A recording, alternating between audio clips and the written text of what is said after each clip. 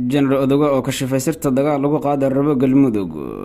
Axmed Macalin Fiqi oo hubeynaya ahlu sunna ciidamadii geesiyaasha ah ee ahlu sunna kula dagaalamay Guriceel oo iyagii ahlu sunna lagu hubeynayo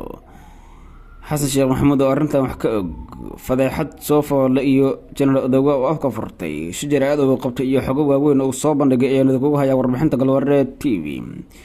شارجرية أو ميل بكتورة مقال لايك تلدعو يوتيوب كان Galwareed TV سبسكرايب صار وهجاج أنكم باللابم أحمد معلم فقي وزير وزارة الرماح جودها الصومالية يدولد مدحوين حسن شيخ محمود يلا الشيقين وقر الشيال كالدون أودجي سيدي أحمد عبد كاري وقرقور قلمودو قلوغا صار لها حكت عن حلية عيا شيقي سئن أحمد عبد كاري وقرقور مدحوينها ماملك قلمودو قلودجي دقال أدق أولا الربا إن لوغا ترتر لو سمراب إيا ديقان دا أو ماملو General Odoga Yusuf Raag oo shijaraad qabtay ayaa soo bandhigay cadeymo waaweyn oo muujinaya sida Axmed Macalin Fiqi uga shaqeynayo in ahlu sunna hub gacanta loo geliyo si ay u dagaalamaan ciidamada ammaanka maamulka Galmudug. Ujeedada arrintaas laga leeyahay ayaa in Axmed Cabdi Kaari Qorqoor maamulkiisa dagaal looga saaro deegaanada maamulka Galmudug. iyadoo ujeedadu tahay in Axmed Macalin Fiqi madaxweyne looga dhigo deegaanada maamulka Galmudug arrintaas oo noqotay fadeexad dowladda Xasan Sheekh Maxamuud aysan weligeed ka soo kabsan doonin. arrintan ayaa niyadjab ka ah sida General Odoga Yusuf Raag sheegay ciidamadii libaaxyada ah ee ahlu sunna kula dagaalamay magaalada Guriceel ee gobolka Galgaduud sanadaha badan ayna mutaysteen xaaladihii adag ee ka soo gaaray deegaanada Galmudug iyo ammaankeeda in la sugo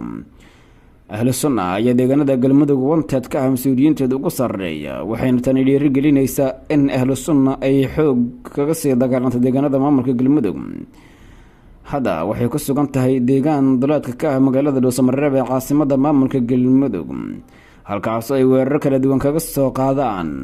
magaalooyin kala duwan ee maamulka gaar ahaan magaalooyinka Dhuusamareeb Guriceel iyo sidoo kale deegaanka lagu magacaabo Ceeldheer Axmed Macalin Fiqi ayuu soo bandhigay General Odoga Yusuf Raag cadeymo kala duwan oo muujinaya sida uu Axmed Macalin Fiqi go'aanka ugu qaatay inuu hubeeyo ahlu sunna wal jamaaca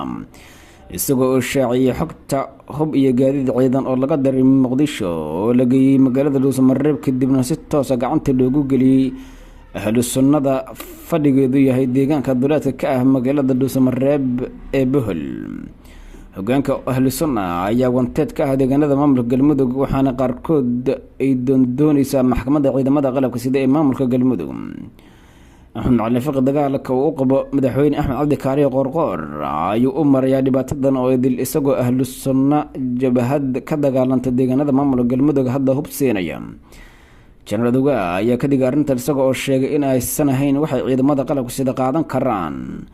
jabhada ay dagaal kula jireen muddooyin bilooyin ah in lagu hubeeyo iyaga si ula dagaalamaan ay tahay fadeexad aysan marnaba aqbali karin oo ay wajihi doonto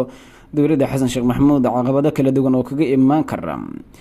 cidda ay markaasi hubka siinayso iyo sidoo kale in deegaanada maamulka Galmudug ay ka dhici karaan dhibaatooyin kala duwan oo saameyn kara guud ahaan shacabka Axmed Macalin Fiqi ayaa dagaal adag u qaba madaxweyne Qorqoor wuxuu ahaa wasiirkii amniga ee maamulka Galmudug laakiin Axmed Macalin Fiqi iyo Qorqoor ayaa isku qabtay la dagaalanka ahlu sunna isagoo Axmed Macalin Fiqi si baan uga soo horjeestay in ahlu sunna dagaal la galo oo weerar lagu qaado waana arrinta hadda keentay sidaan xogta ku helnay inuu hub iyo gaadiid ciidan u daad goreeyo deegaanada maamulka Galmudug isagoo ahlu sunna hubeynaya